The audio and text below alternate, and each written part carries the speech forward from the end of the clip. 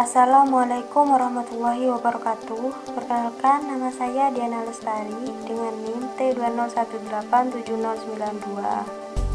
Pada video kali ini, kita akan belajar tentang sejarah peradaban Islam di Nusantara. Dan video ini ditujukan untuk memenuhi tugas mata kuliah sejarah peradaban Islam dengan dosen pengampu Bapak Haji Muhammad Syamsuddin, Magister Agama. Bismillahirrohmanirrohim. Pada pertemuan kali ini kita akan belajar tentang sejarah peradaban Islam, yaitu historisasi Islam di Nusantara. Yang pertama yaitu pengertian Islam Nusantara.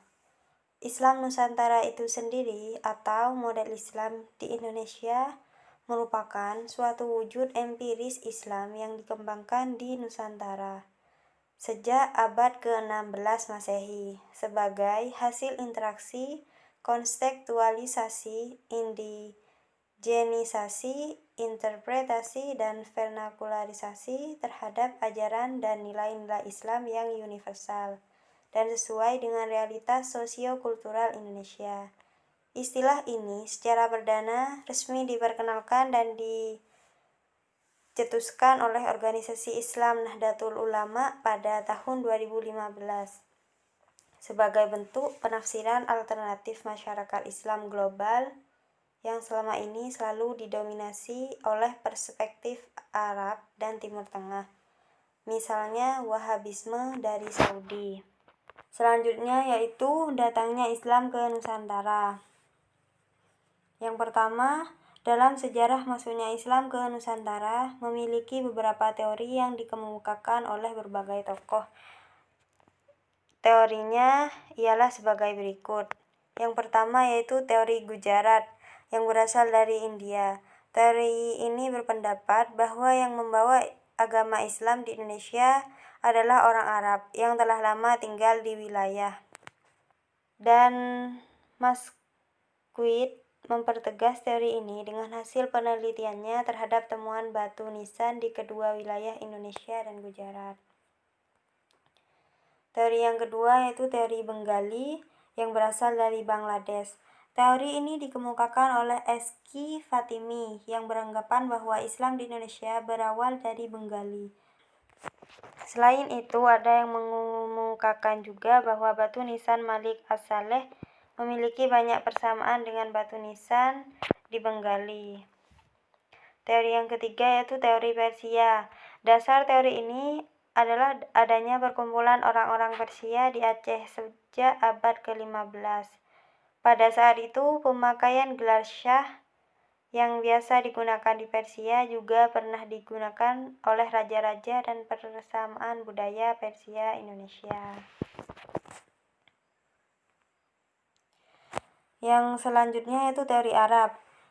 Teori Arab ini mengungkapkan bahwa Islam di Indonesia datang dari sumbernya langsung, yaitu bangsa Arab.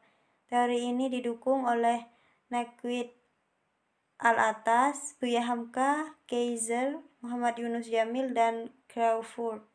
Dasar teori ini adalah keterangan yang menyatakan bahwa pada abad ke-7, orang-orang Islam Arab telah ada di pantai barat Sumatera.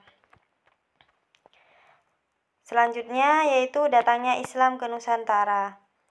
Dari selain pendapat tokoh yang berupa teori tadi, agama Islam juga masuk ke Indonesia dengan cara interaksi antar penduduk seperti perdagangan. Perdagangan ini dimulai pada abad ke-7 Masehi yang melibatkan pedagang-pedagang Arab, Persia, dan India. Proses ini sangat menguntungkan sebab bisa dilaksanakan pada saat mereka berdagang. Dalam agama Islam, semua orang Islam adalah penyampai ajaran Islam. Yang kedua yaitu melalui perkawinan.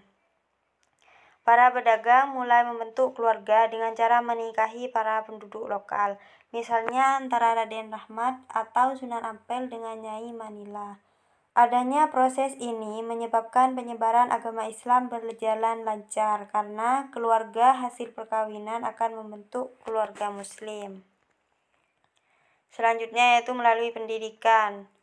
Para tokoh Islam menyelenggarakan pendidikan melalui pondok pesantren bagi para santri-santrinya. Dari para santri inilah nantinya Islam akan disosialisasikan di tengah-tengah masyarakat. Selanjutnya yaitu tasawuf. Tasawuf ini merupakan suatu ajaran untuk mengenal dan mendekatkan diri kepada Allah sehingga memperoleh hubungan langsung secara sadar dengan Allah Subhanahu wa Ta'ala dan memperoleh ridhonya. Bukti-bukti mengenai hal ini dapat kita ketahui dari sejarah Banten, babat tanah Jawi, dan hikayat raja-raja Pasai. Selanjutnya yaitu politik. Dalam politik, ketika seorang raja memeluk agama Islam, maka secara tidak langsung biasanya rakyat mengikuti jejak rajanya. Dengan demikian, setelah agama Islam mulai tumbuh di masyarakat, kepentingan politik dilaksanakan melalui perluasan wilayah kerajaan yang diikuti dengan penyebaran agama. Dan yang terakhir yaitu seni budaya. Islamisasi melalui bidang seni budaya dapat dilakukan melalui beberapa cara, seperti seni bangunan, seni pahat atau ukir, seni tari, seni musik, dan seni sastra. Saluran seni yang paling terkenal adalah pertunjukan wayang dan musik. Perkembangan Islam di Nusantara tidak terlepas dari dinamika Islam di kawasan lain. Salah satu faktor pemersatu terpenting di antara berbagai suku bangsa di Nusantara adalah Islam. Islam ini mengatasi perbedaan-perbedaan yang terdapat di antara berbagai suku bangsa dan menjadi identitas yang mengatasi batas-batas geografis, sentimen etnis, identitas kesukuan, adat istiadat, dan tradisi lokal lainnya. Warisan terbaik dari sejarah zaman Islam adalah pengintegrasian Nusantara lewat nasionalisme, keagamaan, dan jaringan perdagangan antar pulau. Cukup sekian dari saya, semoga bermanfaat. Wassalamualaikum warahmatullahi wabarakatuh.